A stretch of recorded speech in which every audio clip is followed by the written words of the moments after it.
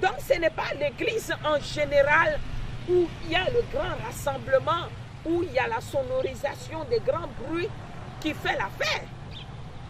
Je sais de quel langage je parle, mes frères. Quand on dit aux grandes églises de s'ouvrir et que les petites églises soient fermées, mais écoutez, vous serez surpris. Attendez, je vais vous annoncer quelque chose. La plupart des églises qui sont ouvertes, c'est ceux qui sont de leur bord politique. Permettez-moi de vous le dire. J'ai eu les échos de au moins 6 nations africaines où j'ai des collaborateurs. Les gens m'ont envoyé des rapports de ces genres de situations qui se passent dans ces nations-là aussi. Ce ne sont que des pasteurs des églises qui font des campagnes électorales pour eux, qui font des campagnes politiques pour eux. Les serviteurs de Dieu ne doivent pas s'investir dans l'histoire politique des campagnes électorales et tout ça là. Vous voyez, non? C'est ceux qui les défendent dans les causes criminelles, dans toutes sortes de méchanceté, qui le soutiennent. Je ne veux pas dire que le président de la République de ma nation a épaulé ça ou bien a fait quelque chose. Franchement, je ne les ai pas approchés, donc je n'en sais rien.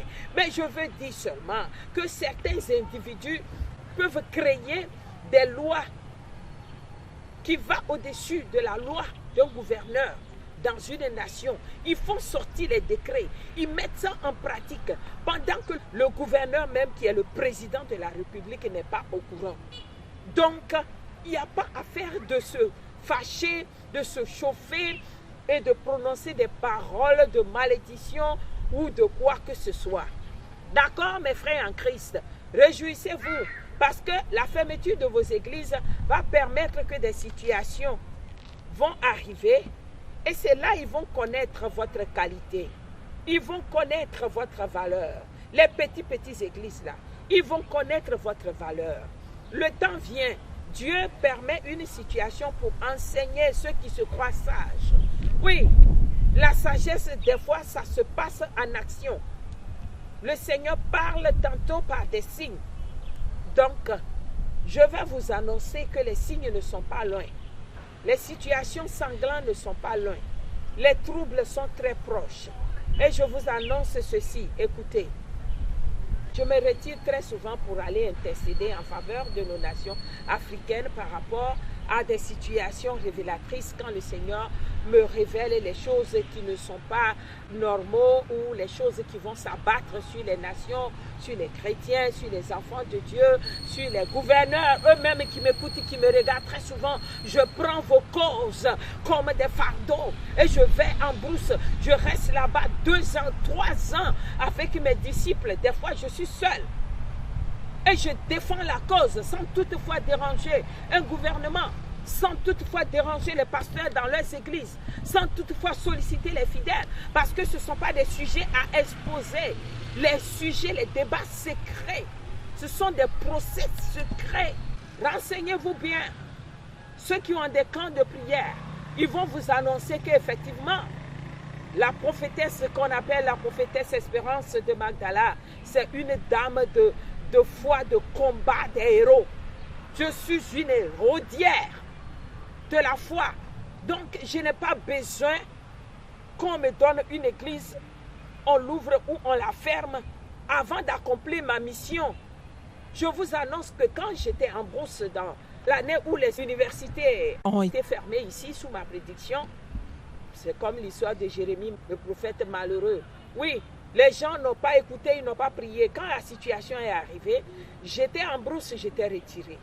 Là où je faisais le combat par rapport aux universités africaines de toutes nos nations et les situations géosocio-politiques, l'économie, finance, je faisais ces débats en brousse seul, à la chambre haute. Et au cours de mes interventions, je ne savais pas au juste la qualité de l'œuvre que le Seigneur faisait au travers de mon intervention. Il m'a dit tout simplement, va jeûner, prier pour les nations africaines par rapport à l'université aussi du Togo qui était fermée. Ok. Et pendant que je priais, je ne mesurais pas les miracles, les prodiges les succès, les œuvres que le Seigneur pouvait faire au travers de moi. Ça m'a échappé. En tout cas, je n'étais pas partie pour me faire admirer par Dieu.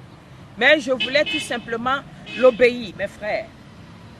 Obéissance à Dieu, c'est une bonne chose. C'est plus qu'un trésor.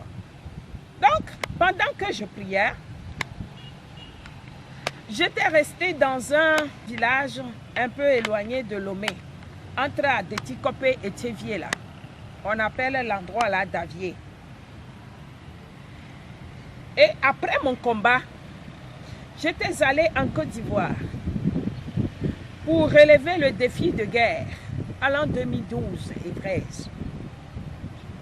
Et dans l'une des visions, 2 semaines après mon arrivée, le Seigneur me révéla que pendant que j'étais au Togo, vers Chevier Davier là, et que je priais, il y avait des couvents qui représentaient spirituellement des prisons. Et ces prisonniers-là, pendant que moi je priais sous les arbres dans les forêts là, l'effet de ma prière était la flamme du feu. Les boules de la flamme du feu comme les vagues de la mer. Quand ça se largue, ça se dilate, ça plane, n'est-ce pas? Et ça ravage tous les déchets qui sont au bordure sur le sable, n'est-ce pas? C'est comme ça que ma prière reflétait du feu. Et ça tombait dans les prisons là. Ça fait dépouiller les cinzalas dans lesquels ces prisonniers-là étaient. Et une fois sortis de la prison, ils sont des milliers, voire même des millions qui sont là-bas. En mesure qu'ils sortent, ils se mettent à crier « Liberté! Liberté! Je suis libéré! Le Fils de Dieu m'a libéré! Je ne suis plus sous la condamnation! Je ne suis plus sous la captivité! » Et ils crient,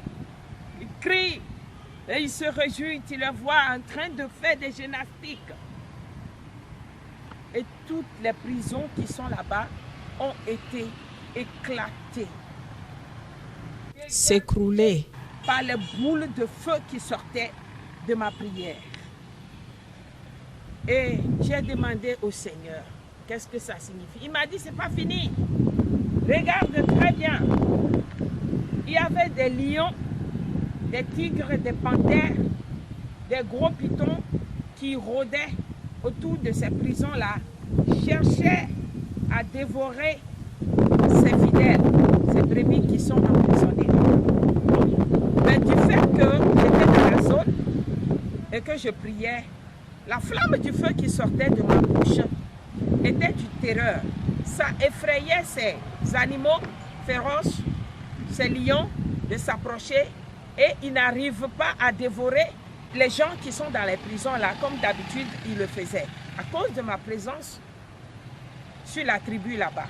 Et le Seigneur m'a dit, tu sais, c'est comme ça que la prière de celui qui est dans le secret reflète. Ta présence sur la tribu là a libéré les âmes qui ont été retenues par les féticheurs.